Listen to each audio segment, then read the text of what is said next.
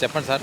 ఈ ప్రభుత్వం మీద, ఈ పథకాల మీద, ఓవరాల్‌గా పరిపాలన మీద మీకేమనిపిస్తోంది? బ్రహ్మాండంగా ఉంది. బ్రహ్మాండంగా ఉంది ఈ పరిపాలన. సూపర్ సిక్స్ పథకాలు ద్వారాగా ప్రతి సామాన్యుడికి అర్హత కలిగినటువంటి ప్రభుత్వ పథకాలన్నీ కూడా సామాన్యులకి అందుతున్నాయి. దీంట్లో ఎక్కడా కూడా ఎవరికి కూడా మాకు అన్యాయం జరిగిందని చెప్పుకునే పరిస్థితి లేదు. ఎందుకంటే గతంలో చాలా నేరాలు ఘోరాలు జరిగినాయి గత ప్రభుత్వంలో. ఇప్పుడు అర్హత కలిగిన ప్రజలందరూ కూడా ఈ కూటమి ప్రభుత్వం 3 పార్టీలు కలిసి అందరికీ న్యాయం చేస్తున్నాయి. దానివల్ల ఎవరికి కూడా ఇబ్బంది కలిగే పరిస్థితి లేదు. ఉపాధి కలిగింది, అందరూ పనులు దొరుకుతున్నాయి. రాష్ట్రంలో నేర ప్రవృత్తి తగ్గింది. గంజాయిని ఉక్కుపాదంతో అణిచివేస్తున్నారు ఈ ప్రభుత్వం, కూటమి ప్రభుత్వం. మరి ఇవన్నీ పని దొరికితే ఎవడు కూడా దోపిడీ దొంగతనాలకు పోరు కదా. కాబట్టి అందరూ హ్యాపీ. అందరూ పింఛన్లు, సామాజిక పింఛన్లు పెంచారు. ఉద్యోగస్తులకి జీతాలు 1వ తారీఖే ఇస్తున్నారు. వాళ్ళకి టీఏడిఏలు పెరిగినాయి. మరి ఈ రాష్ట్రంలో పెట్టుబడుల కోసం తండ్రి కొడుకులు దేశ విదేశాలకు పోయి మరి ఇండియా అంటే ఆంధ్రప్రదేశ్, ఆంధ్రప్రదేశ్ అంటే ఇండియా లాగా తీసుకొస్తున్నారు. ఆ విధ్వంసమైన ఆంధ్రప్రదేశ్ నుంచి స్వర్ణాంధ్రప్రదేశ్ లాగా ఇప్పుడు తండ్రి కొడుకులు కృషి చేస్తున్నారు కూటమి ప్రభుత్వం. కానీ ఎవరు అంటే నకిలీ సంస్థలకి ఇస్తున్నారు, కట్టబెట్టేస్తున్నారు, భూములన్నీ చాలా తక్కువ ధరకి ఇచ్చేస్తున్నారని చెప్పి జగన్మోహన్ రెడ్డి గారు అంటున్నారు. 100 కోట్ల విలువైన భూములు ఇవన్నీ ఆయన ప్రభుత్వంలో చేశాడు కాబట్టి అలాంటి చౌకబారు విమర్శలు ఎదుటోళ్ళందరూ కూడా ఆయనకు అలాగే కనపడతారు. అది నిజమైన ఆయన ఇప్పుడు బిజినెస్ సమ్మిట్ పెట్టాడు విశాఖపట్నంలో. ఎక్కడికి వెళ్ళాడు కదా అంతకుముందు జగన్మోహన్ రెడ్డి. ఏమన్నా వచ్చినాయా ఆయనకి? ఏమన్నా పరిశ్రమలు తెచ్చాడా? పెట్టుబడులు వచ్చినాయా? ఆయన ఇంగ్లీష్లో మాట్లాడమే రాదు. ఎవరో అడుగుతుంటే ఒక ఆవిడ మీడియా ప్రతినిధి దానికి సమాధానమే చెప్పలేకపోయాడు. కామెడీగా నవ్వుకున్నారు అందరూ. ఆంధ్రప్రదేశ్ పరువు తీశాడు. కానీ ఇప్పుడు వచ్చిన సంస్థలని తాము ఒప్పందాలు చేసుకున్నాయని చెప్పి కొన్ని చాలా వరకు అని చెప్పి చెబుతున్నారు పార్టీ. బయట పెట్టమనండి. అవి లోకడ 1, 2 వస్తే వాటిని పారిపోయేదాకా మాకు లంచాలు ఇవ్వాలి, కప్పం కట్టాలి అని చెప్పి ఎల్లగొట్టినటువంటి పరిస్థితి. అదొక రాక్షస పాలన, విధ్వంస పాలన. దాని నుంచి ఇప్పుడు ఇండియా అంటే ఆంధ్రప్రదేశ్లో ప్రతి రాష్ట్రం కంపెనీలన్నీ ఆంధ్రప్రదేశ్కి వెళ్ళిపోతున్నాయి. ఆంధ్రప్రదేశ్ జాగ్రత్తగా ఉండనని పెట్టుబడిదారులతో అనుకుంటున్నారు. ఇవాళ మనం పెడతామనే కదా తెలంగాణలో కూడా సమ్మిట్ పెట్టబోతున్నారు రేవంత్ రెడ్డి వాళ్ళు. పక్కన కర్ణాటక వాళ్ళు, తమిళనాడు వాళ్ళు, మహారాష్ట్ర వాళ్ళు కూడా మన వైపేసి వస్తున్నారు. అంటే ఏంటి? ఆంధ్రప్రదేశ్ క్షణంలో రెప్పపాటులో పారిశ్రామికవేత్తలను తన్నుకెళ్ళిపోతుందంటే ఆ పారిశ్రామికవేత్తలకి ఇక్కడ తీసుకొస్తే ఆంధ్రప్రదేశ్లో సంపద పెరుగుద్ది, లక్షల్లో ఉద్యోగాలు కల్పించవచ్చు. ఆంధ్రప్రదేశ్ అభివృద్ధి శరవేగంగా జరుగుతుంది.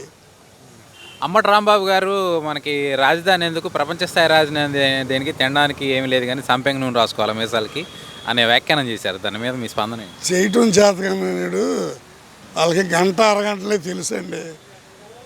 చేయటం చేతగానేడు ఏడవలేక ఇలాంటి చౌకబారు మాటలు మాట్లాడతారు. అది ఇక ఏముంది దానికి? అది పరిస్థితి. వాళ్ళ గురించి ఎంత తక్కువగా చెప్పుకుంటే ప్రజలు వాళ్ళకు ఒక స్థానం ఇచ్చారు. దాన్ని ఇంకా వాళ్ళకి బుద్ధి రావట్లా. ఆ బుద్ధి రాకుండా రోజు ఇక ఏదో ఒకటి మాట్లాడాలి జగన్మోహన్ రెడ్డి మెప్పు కోసం అని చెప్పి మాట్లాడుతున్నారు. ఆల్రెడీ జనం ఎప్పుడో మర్చిపోయారు గ్యాలి పార్టీని. కానీ జగన్మోహన్ రెడ్డి గారు చాలా జనం వస్తున్నారు, మేము 2029లో మేము వచ్చేయబోతున్నాం అని చెప్పి చెబుతున్నారు. పోగేసుకున్న జనం ఎక్కడికైనా తీసుకెళ్తాడండి. ఇక్కడి నుంచి తెలంగాణ కోర్టుకి వెళ్తానికి ఎవడైనా కోర్టుకి వెళ్ళేటప్పుడు జనాన్ని తీసుకెళ్తాడండి. నీకు అంత దమ్మే ఉండి ఆంధ్రాలో గెలవాలి కదా. సరే, ఇంకొక ఉదాహరణ, జూబ్లీస్లో పోటీ చేయాలిగా నువ్వు. నీకు బలం ఉంటే ఇక్కడ బలం చూపించుకోవాలి. అక్కడ కోర్టుకి వెళ్ళేటప్పుడు ఎవరైనా చూస్తారండి? పోగేసుకెళ్ళిన జనాలు పెళ్ళికి వెళ్తే పోగేసుకెళ్తాం, ఎవడన్నా సత్తానికి వెళ్తే నవ్వుతా ఫోటోలు దిగటం. అది పరామర్శో లేకపోతే ఎకిలి యాత్ర తెలియదు ఎవడండి ఇంకాలని. కానీ జగన్మోహన్ రెడ్డి గారు తనది సంక్షేమ ప్రభుత్వం చెబుతున్నారు. వాళ్ళ సంక్షేమం కదా, వైసీపీ వాళ్ళకి సంక్షేమమే కదా. ఎందుకంటే గవర్నమెంట్ డబ్బులు, ప్రజల డబ్బులన్నీ వాళ్ళ జేబుల్లోకి వేసుకున్నారు. సంక్షేమ ప్రభుత్వం వాళ్ళు అనుకుంటారు. ప్రజల సంక్షేమం వాళ్ళకి. ప్రజల సంక్షేమం ఉంటే నీకు 11 సీట్లు ఎందుకు ఇస్తారు? 18 సీట్లు ఇవ్వాలి కదా. పొజిషను ఇవ్వాలి కదా. అది కూడా ఇవ్వలేదు కదా. కాబట్టి ప్రజలకి ఈ యొక్క మన ప్రజాస్వామ్యంలో ప్రజలే న్యాయ నిర్ణేతలు. ఎవరు బాగా చేస్తే వాళ్ళని నమ్మి చేస్తారు. నీకు ప్రజలు ఇచ్చిన స్థానం ఇంకా గుర్తెరికి బుద్ధి రాకుండా చీప్ మాటలు మాట్లాడుతున్నాడు. అంటే రైతులను పట్టించుకుంటా పొలాల్లో ఉంటున్నారు జగన్ గారు. వాళ్ళేమో ముగ్గురు అంటే ముఖ్యమంత్రి గారు, ఉప ముఖ్యమంత్రి గారు, లోకేష్ గారు ఫ్లైట్‌లో తిరుగుతున్నారని చెప్పి అంటున్నారు. ఇవన్నీ వాళ్ళు వాళ్ళు చేయకుండా చేసేవాళ్ళకి విమర్శలు చేస్తూ ఉంటారు. అదే పనిగా బుర్ర చల్లటం.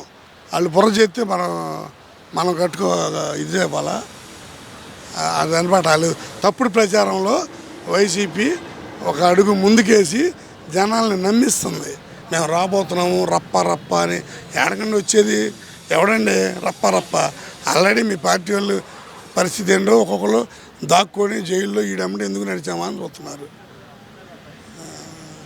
అయితే ఉప ముఖ్యమంత్రి గారికి ముప్పు ఉంది అని చెప్పి నిఘా వర్గాలు చెబుతున్నాయి. రెక్కి నిర్వహించారని చెప్పి కూడా అంటున్నారు. దీన్ని ఎలా చూస్తారు? ఆయనకి ముప్పు అంటే మంచి చేసే వాళ్ళకి కొంచెం అసూయపరులు ఉంటారు. వాళ్ళు ఏమన్నా ఎట్లాంటి ఏదో చిన్న చిన్న బెదిరింపులు ఓ లీక్ చేస్తారు. ఆ లీక్ చేసినప్పుడు గవర్నమెంట్ భద్రతా అధికారులు తీసుకుంటారు కదా, దానిలో భాగమే ఇది. ఒక వ్యూహాత్మక ప్రణాళిక అపోజిషన్ పార్టీ వాళ్ళు వేయొచ్చు. అంటే పవన్ కళ్యాణ్ గారికి భద్రత ఇవ్వట్లేదని సీఎం గారు వాళ్ళలో గ్యాప్ తేవాలని అదొక ప్రయత్నం చేస్తారు. అయితే ముఖ్యమంత్రి గారి మీద ఉన్న కేసులు, ఇదివరకటికి ఉన్న కేసులు, తాము పెట్టిన కేసులు వెనక్కి తీసేసుకున్నారు, అధికారులను ఒత్తిడి పెట్టి అని చెప్పి సజ్జల గారు అంటున్నారు. అది నిజమేనా? అది ఎందుకు ఒత్తిడి ఎందుకు పెడతారండి?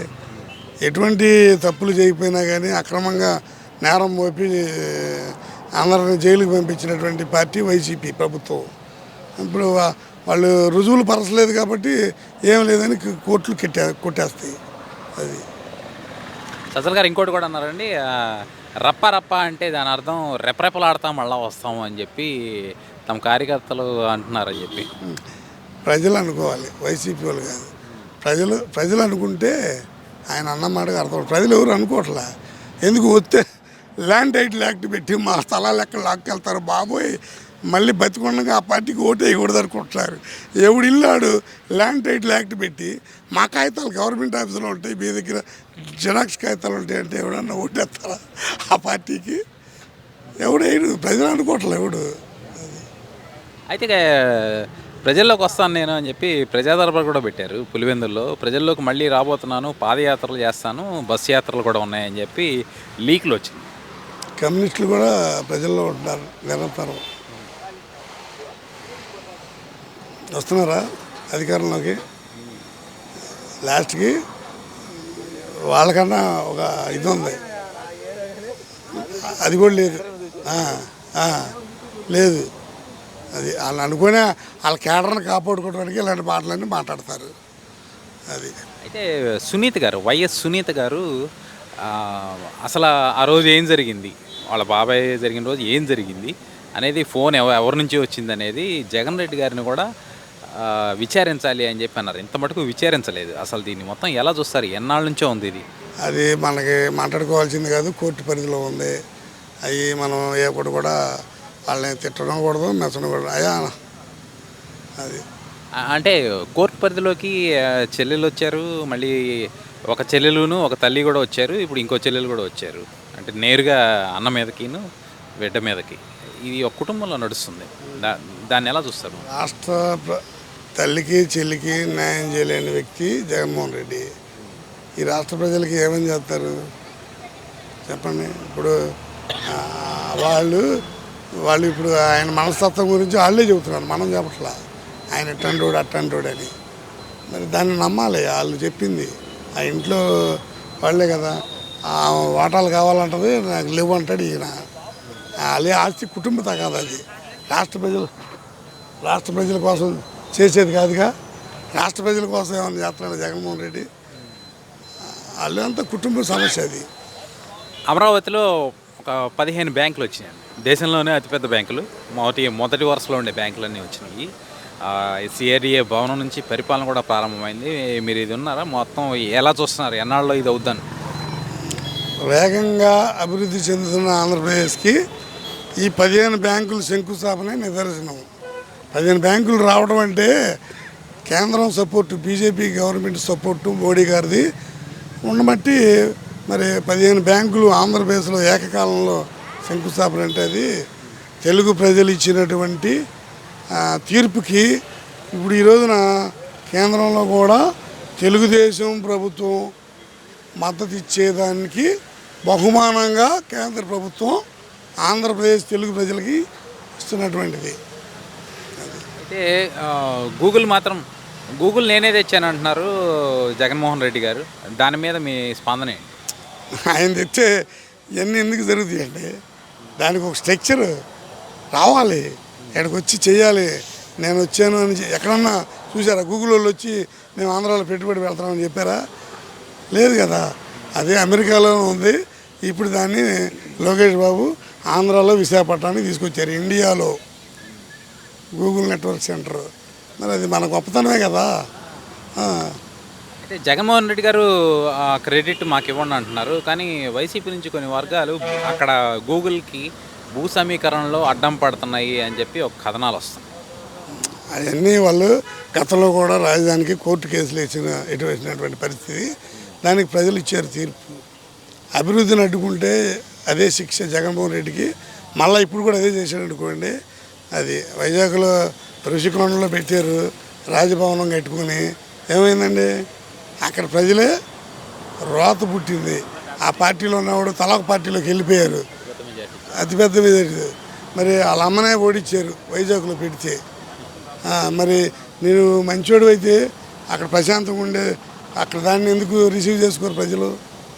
నువ్వు దోపిడీ చేసావు, వ్యాపారం, ప్రజల భూములు లాక్కున్నావు, ఎవడు కోరుకోడు. అవన్నీ వాళ్ళు చెప్పేది శుద్ధ అబద్ధాలు.